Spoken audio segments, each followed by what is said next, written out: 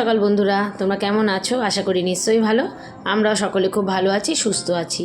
আমি আশা রাখছি তোমরা যারা যেখান থেকে আমার ভিডিও দেখছো তোমরা সকলে খুব ভালো আছো, সুস্থ আছো। সকাল সকাল ঘুম থেকে আজকে তাড়াতাড়ি একটু উঠতে হয়েছে, কারণ ছোটো মেয়ের স্কুল আছে, তারপরে প্রদীপ নেই বাড়িতে, সেই কারণে। তো প্রদীপ কোথায় গেছে তোমাদের বলছি একটু পরে। তো প্রত্যেক দিনের মতো উঠে দরজা খুলে, আর দেখো আমাদের ক্লাব স্কুলটা না নতুন করে রং করেছে সোনালি কালার, আগে একটু চকলেট কালার ছিল, ভালো লাগতো না দেখতে। দৌড়ে জল টল দিয়ে সিঁড়ির লাইট টাইটগুলো নিভে এবার কাজকর্মে হাত দেবো। সকালবেলা মোটামুটি রাতে যতই গুছিয়ে রাখো একটুখানি এলোমেলো হয়ে থাকে, স্কুলের ব্যাগ বলো, জলের বোতল একটুখানি এলোমেলো হয়েই থাকে, যেহেতু অনেক রাত করেই শুই আমরা। তো উঠে আগে সোফাটাকে ক্লিন করে নিলাম। সোফাটা একদম ঢুকেই আমার ফ্রন্টে একদম মানে ডাইনিংয়ে দেখতে একদম বাজে লাগে অগোছালো থাকলে, এই আর কি। তো সোফাটাকে গুছিয়ে চল বিছনাপাটি তুলে নিই। মেয়েরাও উঠে গেছে।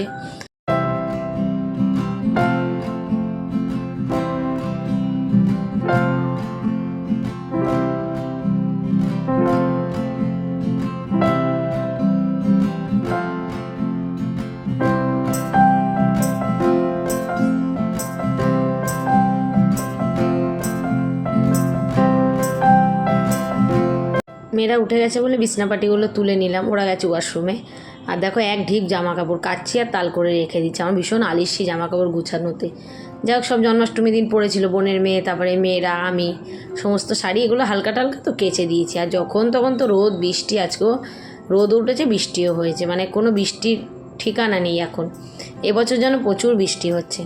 সব গুছিয়ে এখন রেখে দিলাম, পরে এগুলো ঢুকাবো। তো আর অত শাড়ি কিন্তু পরিনি, হলুদ শাড়িটা বার করেছে, ঢোকানো হয়নি, মানে কোনটা পরবে কোনটা না পরবে এই করতে করতে এক গাড়ি শাড়ি বার করেছিল। তারপরে একটুখানি ঝাড়নিটা দিয়ে ঝেড়ে দিলাম। এই ঝাড়নিটা যেন খুব ভালো, মানে ভীষণ সুন্দরভাবে ডাস্ট যায়। যেদিনকে ন্যাকড়া দিয়ে না মুছতে ইচ্ছা করে এটা দিয়ে ঝেড়ে দিই, বেশ ভালো পরিষ্কার হয় জানো তো। আর ঘর ঝাড় দেওয়ার আগেই মোটামুটি পরিষ্কার করে নিলাম, কারণ বিছনা ঝাড়ার পর একটু ধুলো পড়ে। আর দেখো ঘর বাড়িটা আমাদের সকলের কিন্তু একটা পছন্দের জায়গা, সেটা যত পরিষ্কার রাখবো তত মন থেকে শান্তি পাওয়া যায়, তাই না? ঘর ঝাড় দিয়ে নিচ্ছে এবারে। আর প্রদীপ গেছে হচ্ছে বলছি, প্রদীপ গেছে ইয়ের দিনে। কোন দিনে বলো তো বন্ধুরা? ওই নন্দ উৎসবের দিন রাত্রিবেলা 12:30 একটার দিকেও বেরিয়েছে, দীঘায় গেছে। ওর হচ্ছে আছে, কোম্পানির মিটিংয়ের জন্য গেছে। তো দুদিনের জন্য গেছে, তো দুদিন পরে ফিরবে। ওইদিকে মেয়েরা উঠে গেছে, দেখছো হাঁটাচলা করছে। তো আমি একা রয়েছি মেয়েদের নিয়ে, ব্যস্ত রয়েছি, বাজার টাজার যেতে হবে, মেয়েকে স্কুলে টাইমে দিতে হবে, কারণ এই কাজগুলো তো আমি করি না, এখন প্রদীপ করে। বাজারে একটা সময় আমি যেতাম, এখন আর যাই না। আর ছোটো মেয়ে উঠে যেই পড়তে বসতে হয়েছে, মুখটা দেখো, অনেক কষ্টে একটু হাসি বেরিয়েছে।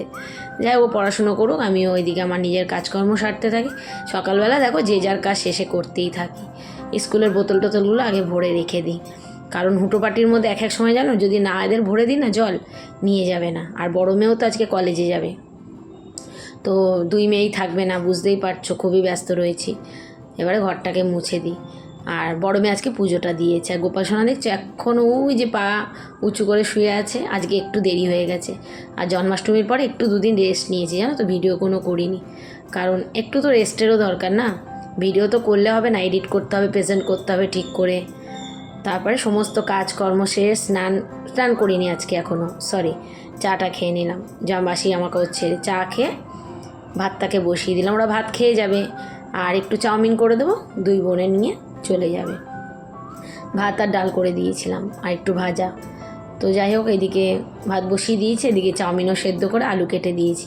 আমার চাউমিন, ঘরের চাউমিনটা নেই, আলু দিয়ে খেতেই ভালো লাগে, এই গাজর টাজর দিয়ে একদমই ভালো লাগে না। তো ওদেরও দুই বোনকে দেবো, আর থাকলে আমি খাবো, না হলে ওদের সঙ্গে একটু ভাত খেয়ে নেবো, এরকম কোনো ব্যাপার না, খেতেই হবে মানে চাউমিন। ভাতও বসিয়েছি। আর ছোটো মেয়েকে বললাম একটু ভিডিও করে দেন, আমিও চুড়িদারটা পরে নিয়েছি একেবারে। ভাবলাম আবার নাইটি একটা পরবো, চুড়িদারটাই পরে নিই, বাজার থেকে এসে তো সেই ধুতে হবে। আর ওয়েদারের তো যা অবস্থা, মানে কী আর বলবো, জামা কাপড় শুকোতে বড্ড মুশকিল। দেখো একটু আগে বৃষ্টি হয়েছে, আবার রোদ উঠে গেছে। তো চলো টোটো করে এবার মেয়েকে দিতে পারি। এই টোটোটা উঠতে গেলাম, দেখলাম এই সিটটা পুরো ভেজা, মেয়ের তো ড্রেসটা ভিজে যাবে। তারপর ওই অটোটা ছেড়ে দিয়ে আর একটা টোটো আসলো, একটু দাঁড়ালাম। পায়ে হেঁটেই যাওয়া যেত, কারণ যখন তখন বৃষ্টি নামছে, তো ওই জন্য আর পায়ে হেঁটে গেলাম না, খুব একটা দূর না বাড়ির থেকে স্কুলটা। আর মেয়ে খুব খুশি হয় আমি স্কুলে গেলে জানো তো।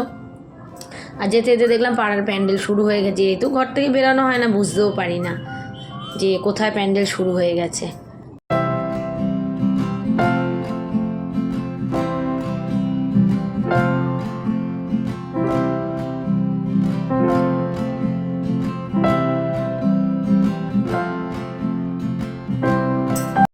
ওকে স্কুলে নামিয়ে দিয়ে আমি একেবারে বাজারে চলে এসেছি। এসে দেখছি এই ছোটো ছোটো পার্শে মাছ, অনেক দিন পরে দেখলাম জানো তো, একটু নিয়েছি পার্শে মাছ।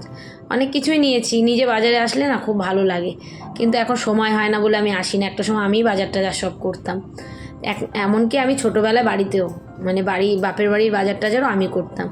একটু পার্শে মাছ নিলাম, তার মাছের মাথা নিয়েছি, চিংড়ি মাছ নিয়েছি, এই টুকটাক যেইটুকু আমি প্রয়োজন মানে ভালোবাসি সেই কটাই নিয়েছি। চলো হাঁটতে হাঁটতেই বাড়ি চলে যাচ্ছি।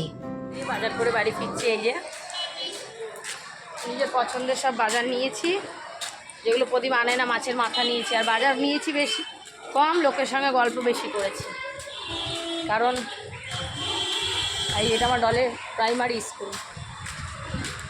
কপালটা এত ভালো যেই আমিও বাড়ি ঢুকেছি দেখো বৃষ্টি নেমে ঝুমঝুমিয়ে, ছাতাও নিয়ে যায়নি, পুরো ভিজে পুরে আমি নিজে ভিজতাম, ফোনটাও তো ভিজে যেত না।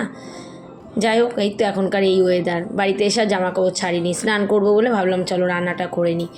রান্নাটা কুটনো কাটনি কেটে বাজার টাজার ঢুকিয়ে নিয়েছি। কলমি শাক করবো আজকে, অনেকদিন পরে শাক নিয়ে এসেছি। বেশি বর্ষাতে না আমি শাক খাই না, এখন যেহেতু অল্প কমেনি সেরকম, তাও দেখলাম শাকটা বেশ ফ্রেশ, অনেকক্ষণ ধরে দেখে শুনে বেছে। কলমি শাক আমি রসুন আর পেঁয়াজ ফোড়ন দিই, তোমরা কী ফোড়ন দাও আমাকে একটু জানিও তো। আমার রসুনের গন্ধ ভীষণ ভালো লাগে, ওই জন্য একটু বেশি করে রসুন দিয়েছি। নুন আর হলুদ দিয়ে ঢাকা চাপা দিয়ে রেখে দেবো, ব্যাস। আর একটু বেশি করেই করলাম, 2 দিন হয়ে যাবে, যেহেতু প্রদীপ নেই, রোজ রোজ রান্না করব। চলো, আমার বাসি রান্না যদিও ভালো লাগে না, তাও একটু করে রাখলাম। এই তো শাকও আমার রেডি হয়ে গেছে। আর তারপর শাক করার পর যেন মাছটা রান্না করব, তখন দেখছি কি ভিডিও চার্জ নেই, মানে ফোনের চার্জ নেই, ভিডিও বলছি। মাছটা রান্না করা দেখাতে পারিনি, গ্যাস ট্যাস মুছে একদম পরিষ্কার করে নিয়েছি, যেহেতু একবেলারই রান্না করেছি। আর দুবেলা রান্না করে পুরো ডিপ ক্লিন করি না, রাতেই করি। এই যে সর্ষে বাটা দিয়ে পার্শে মাছের ঝাল করি, যার কদিন তো একভাবে নিরামিষ খেয়েছি জন্মাষ্টমীর থেকে, তো বেশ ভালোই আজকে খাওয়াটা জমে যাবে। তারপর চলো এবার স্নান করবো। স্নান করতে গিয়ে যেন অনেক কাজ করেছি, জামা কাপড় কেচেছি, আবার তারপরে ওয়াশরুম ক্লিন করেছি, মাথা ঘষেছি। ওয়াশরুম ক্লিন করে তো মাথা ঘষতেই হবে, এতগুলো কাজ করেছি। নানা করে আরও 1 ঘন্টা লেগে গেছে বাথরুমে আমার। আর মেয়েরাও এখন নেই, বড় মেয়েও কলেজে, বললামই তো, সেই 4টে-5টার দিকে আসবে। নিশ্চিন্ত মনে কাজ সেরেছি। আর বাজার থেকে এসে একটু ভাতও খেয়ে নিয়েছি আমি, পেটটাও ভরা ছিল, ব্যাস পেট ভরা, মনের জোর, কাচাকুচি করে নিয়েছি। আর দেখো এখন আবার রোদ উঠে গেছে, একদম খটখটে রোদ, আর পুরো পুজো ওয়েদার মনে হচ্ছে। এখনকার ওয়েদারটাই এরকম, একদম খটখটে। দেখছো ব্যালকনিতে রোদ চলে এসছে। তো আর ছাদে গেলাম না, এখানেই মেলে দিই, কারণ আবার কখনো বৃষ্টি নেমে যাবে, সে কারণে আর ছাদে যাইনি, এখানেই মেলে দিলাম। আর এরই সাথে বন্ধুরা আমি ভিডিওটা এখানেই শেষ করলাম। তোমরা যদি আমার ভিডিও ভালো লেগে থাকে, লাইক কমেন্ট শেয়ার করে আমার পাশে থেকো। আর যারা সাবস্ক্রাইব করুন, সাবস্ক্রাইব করে দিও। যারা করে ফেলেছো সাবস্ক্রাইব, আমার পাশে থাকো, তাদেরকে অসংখ্য ধন্যবাদ বন্ধুরা। আবার দেখা হবে একটা কালকে নতুন ভিডিওর সাথে। সকলে খুব ভালো থেকো বন্ধুরা, সুস্থ থেকো। আবার দেখা হবে কালকে, টাটা।